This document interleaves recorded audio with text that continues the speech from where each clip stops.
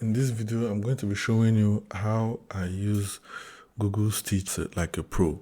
How I'm able to use it to create designs, extend designs, and most importantly, speed up my workflow. So let's just dive right into it. So here, I have this design brief to design an app and a smart way of booking calls and making appointments. And then this is the Figma file showing the designs I made. I made about 7 pages based on the outline. So what I did is, after designing the screens, now I want to take this to Google Stitch to further refine and extend it. So the next thing I did was I went to Claude. I pasted in the brief, I pasted in my screenshot of the design I made, and then I told Claude, above the design brief and attached screenshot I made for the app, generate a user flow information architecture for the app and include important missing parts. So this is what I want to take to Stitch and use that to even further extend the designs. So Claude has now created me a user flow, and also mapped out the screens that I designed. So here's the full breakdown organized by severity. The critical gap. So it has kind of brought out inconsistencies in the design. And then of course the missing edge states and edge cases, and then of course the post booking ongoing management for the app.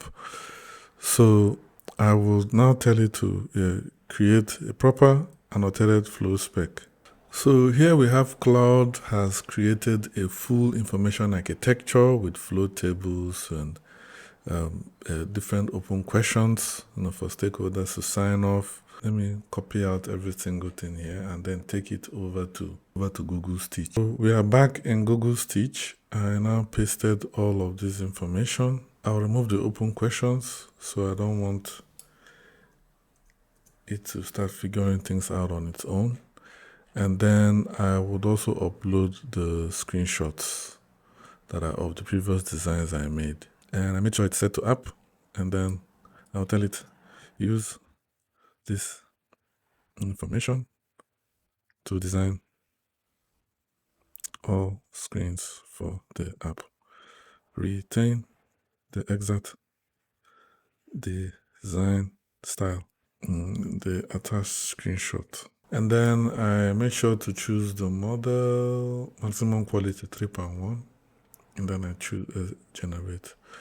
So we will now have to wait for this project to get started. The goal of this is to show you how you can use Google Stitch to even extend existing designs.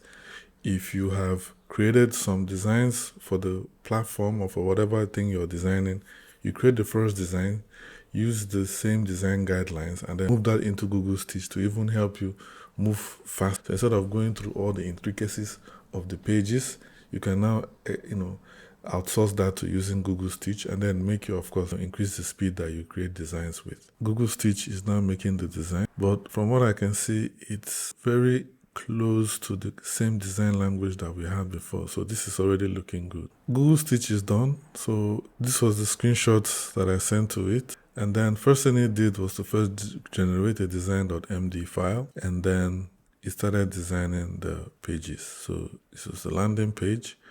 It tried, although there's some little changes that I feel like are not so good. Like, for example, this white background on top of a white shadow. These are some minor things I would fix. And then I can choose the time. The event is booked. Yeah, so I could also see some little design inconsistencies, like this border here and this border here on this side also.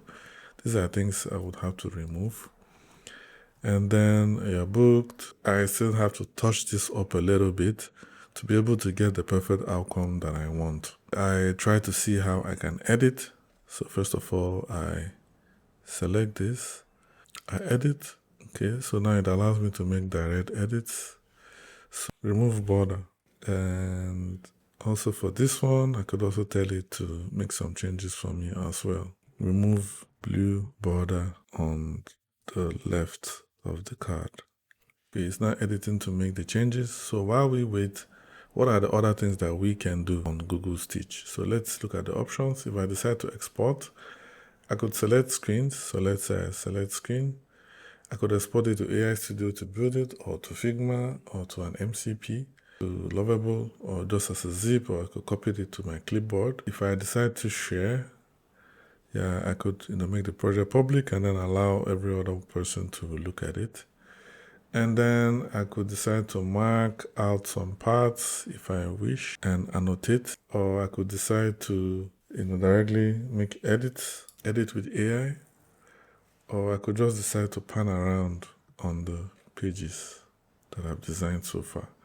And then I could also upload an image to the canvas, or I could also modify the design MD from here. So let me see. These are the design changes I could make on the design MD. This was the design MD file that was auto-generated for the product that I shared with it. And I also realized that there's some additional things that you could also do while here on Google Stitch. You could generate an image, you could generate a logo, you could generate like a diagram, you could also animate, you could also generate App Store assets, web assets, marketing kits, or just run an accessibility audit. Looking at these designs, I would say they are a bit close to what we have, although I think the color is not exactly as accurate as I want it to be. So let me say I highlight all of this, and then I have to export it back to Figma. So let's say I copy, and I go to Figma, and I paste. I've been able to successfully move my designs to Figma direct from Google Stitch. So this is already looking good. But then I think it has kind of defeated the purpose of me extending the designs, using Stitch. I still have to make some minor updates, but the fact that I still have to make some edits, I would say I'm not so happy with it. But the key thing to note here is that, this is AI, and you have to really direct it into the direction that you want it to go. So it's not exactly accurate, and to observe attention to details, and then of course take it up from there in the parts that it is missing for your use case. Let's further see the kind of things that we could also do with Google Stitch. So let's say I choose logo. Create me a logo for this brand using the existing design guidelines. Let's watch and see what it will create. Google Stitch has just generated the logo, so this is quite cool. And then let's try something else, and let me also include the logo. Create a branding kit for the logo. So this is more like a marketing banner ad. So I just told it to create a branding kit for this logo. And I think the mistake I made is that I also wasn't so specific. But here we are. It is more like an ad for the brand. And this is also another social media post. I don't know why it keeps adding this border at the top of the card. I think this is also a bug with how the AI is generating its images. Of course, I could also edit this to remove it. Marketing communication graphic that is created here. And then lastly, we have this other graphic. So it's more like a marketing kit and copy layout. I'm not sure how this would be applied in the real world, but this is also something that it generated for me. Marketing kit. So let's say showcase this logo on a t-shirt as a painting on a bus. Let's see if it's able to be more specific this time. So from what we can see here, it was able to successfully generate the brand assets for this logo. It created it on a t-shirt. It also created it as a painting on a bus, it looks really amazing. And so far, I think we've made some progress with this. So, but I would say my biggest learnings is that in terms of being specific, in terms of showing detailed designs, I think it needs even much more specific instructions. Also seeing the designs that it generated, there's a little bit of errors here and there, especially the blue borders that it introduces at the top or on the sides of the designs. So this is something you need to take note of. Another learning for me is that I've realized probably it's also best to start ideating here on Google Stitch. Start coming up with your ideas here. And then I also found the export to Figma very easy. So I can easily just grab off the designs, take it to Figma, and then further extend it there. When I started this video, I already had designs on Figma that I wanted to copy into Stitch and extend it from there. But of course, you all can all see that the extension wasn't as perfect as I expected it to be, which is normal.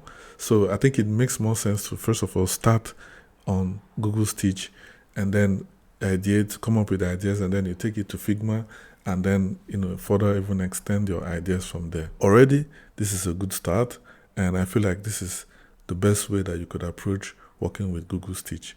Thank you for watching. If you want more videos like this, click share, like, and subscribe, and see you in the next video. Bye.